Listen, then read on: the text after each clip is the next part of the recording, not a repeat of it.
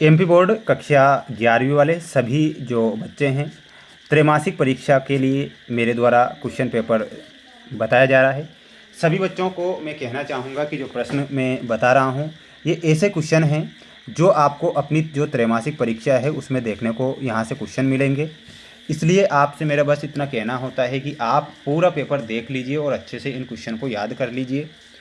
प्यारे बच्चों, त्रैमासिक परीक्षा में ये 80 नंबर का पेपर होगा।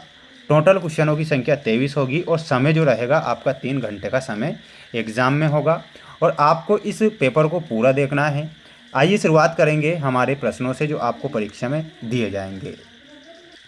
प्रश्न आप देखिएगा प्यारे बच्चों, सबसे पहले मैं आपको यहाँ पर सही विकल्प चुनकर लिखिए वाले क्वेश्चन बता रहा हूँ। तो इसमें पढ़ना है आपको 2, 4, 6, 8, 10 का माध्य क्या होगा। इसमें आपसे पूछा गया है माध्य। माध्य का अर्थ होता है औसत, तो इसका औसत क्या हो जाएगा, 6 इसका औसत हो जाएगा। तो यहाँ पर आपको 6 लिखना है। सह संबंध गुणांक का परास होगा, तो सह संबंध गुणांक का परास क्या हो जाएगा। तो इसमें आपको लिखना है -1 से +1 तक सह संबंध का परास होता है, ये आपको लिखना है। P0 प्रदर्शित करता है, तो P0 आधार वर्ष को प्रदर्शित करता है, तो इसमें आपको क्या लिखना है बच्चों को, आधार वर्ष लिख कर आना है। सभी विद्यार्थी जो बच्चे हमारे साथ नए जुड़े हैं, मेरे सभी प्यारे भैया बहन, चैनल को सब्सक्राइब आप जरूर करके रखें और इन क्वेश्चन को याद करें।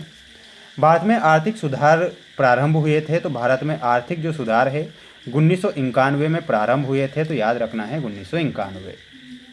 महात्मा गांधी राष्ट्रीय ग्रामीण रोजगार गारंटी अधिनियम पारित हुआ था, तो ये कब पारित हुआ था, सन 2005 को ये पारित होता है, तो लिखना है आपको सन 2005। तनवा परियोजना संबंधित है, तो तनवा जो परियोजना है वो कृषि से संबंधित है, तो यहाँ पर आपको क्या लिखना है, कृषि लिखना है।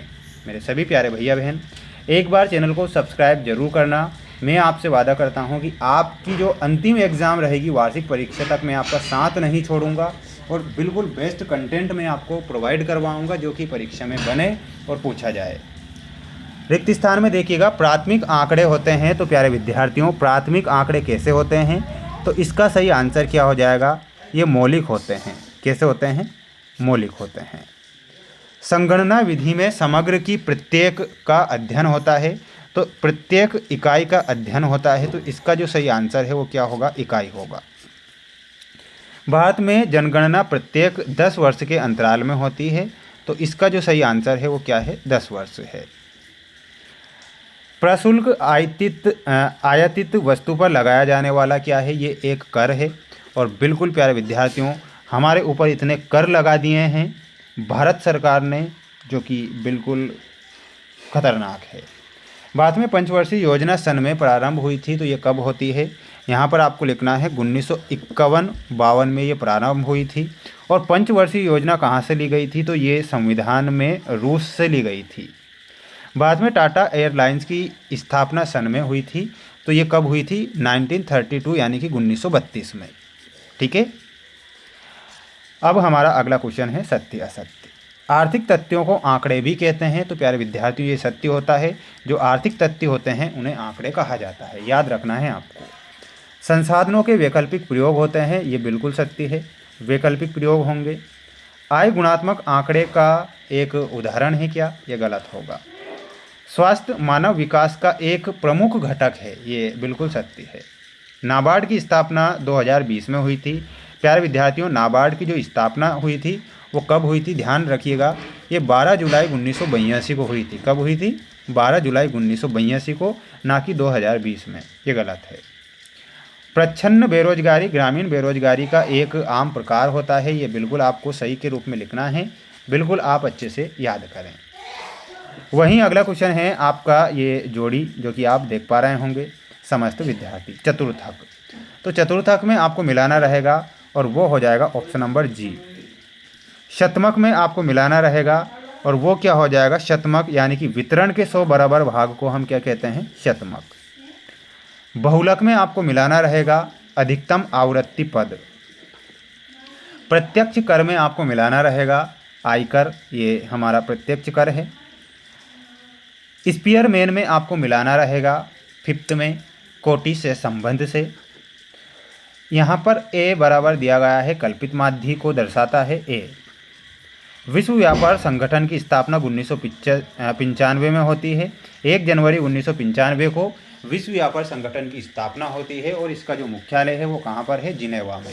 ये भी याद आपको होने चाहिए।